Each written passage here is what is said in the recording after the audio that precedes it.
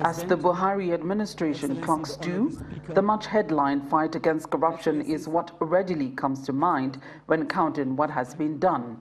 But then, there are divided views on the fight's actual achievements so far, as well as how the fight is being fought.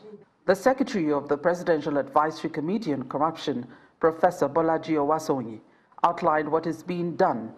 He didn't leave out the challenges too. There is no quick win, especially in this area. We are strengthening the asset recovery processes, and that is working very well. But at the same time, government is also focusing on the areas of prosecution. There were many questions, suggestions and solutions proffered by participants, from those who wanted to know how Nigerians abroad can be part of the anti-corruption crusade, to those who know where to start cleaning up the nation's act with regard to corruption.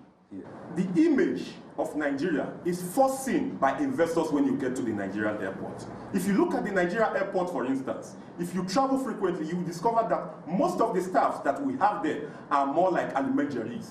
It is happy weekend, happy Salah, happy that, and they make things difficult for investors to do. The present Nigerian youth doesn't know what is right.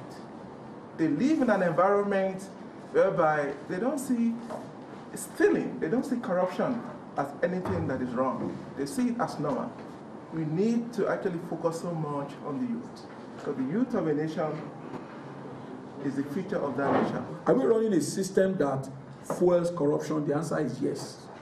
And so we are trying to dismantle it in different ways. Now, some of the platforms that have been included in our system that are meant to promote equality and justice have been perversely used, like federal character. Professor Owasonyi has since returned to Nigeria, but the citizens who listened to what he had to say are looking beyond government for stopping corruption and the problems it creates for the country. It's not going to be a very easy battle to fight, but we just have to start from somewhere. You know, when you want to take a decision, you think of the implication, not only for yourself, but for people around you. I think there's less of that now. I think that's, we got it wrong that way. The roundtable generally agreed that the fight against corruption is a walk that must not be abandoned at any point, and a walk every citizen must walk. From Pretoria, South Africa, Betty Dibia, Channels Television News.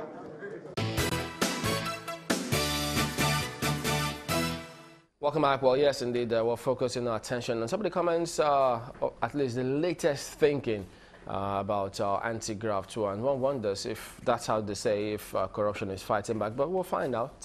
Mark Bay?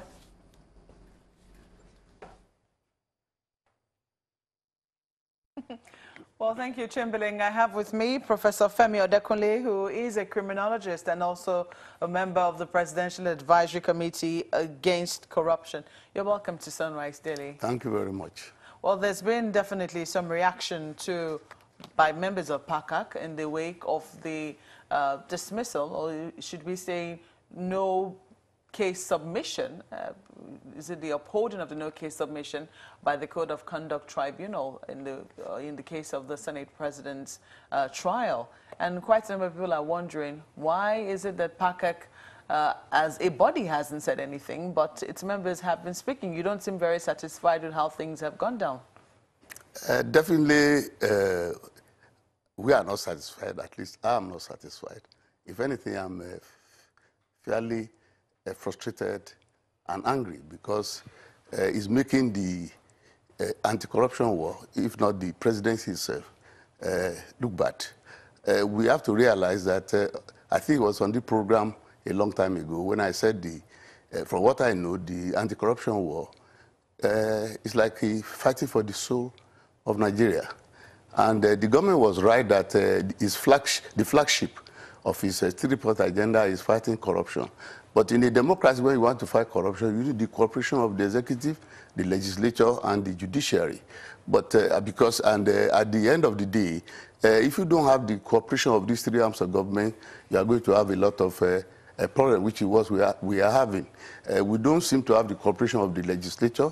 Even among the executive, we find some what I would call black legs, and even in the judiciary, which is the hope of the country in a democracy for fighting corruption. If it was a military government, it would be a different ball game.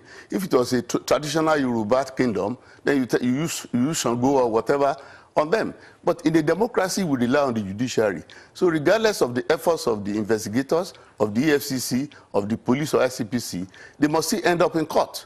And when the court now seem, as it's been manifested recently, not to be cooperating, cooperating. I mean, yes. I'll first of all have to take you up. First of all, you say that you don't seem to be getting the cooperation of the legislature, which they will definitely say it's not true. They would cite certain laws that they have passed in recent times to help aid the fight against corruption, especially in the Senate. And then you also say that there are certain black legs in the executive arm of government. What legs are you referring to there? First of all, you have been technical. Am I? Yes, I'm a social scientist. I'm not a technical man. I deal with reality and with the substance.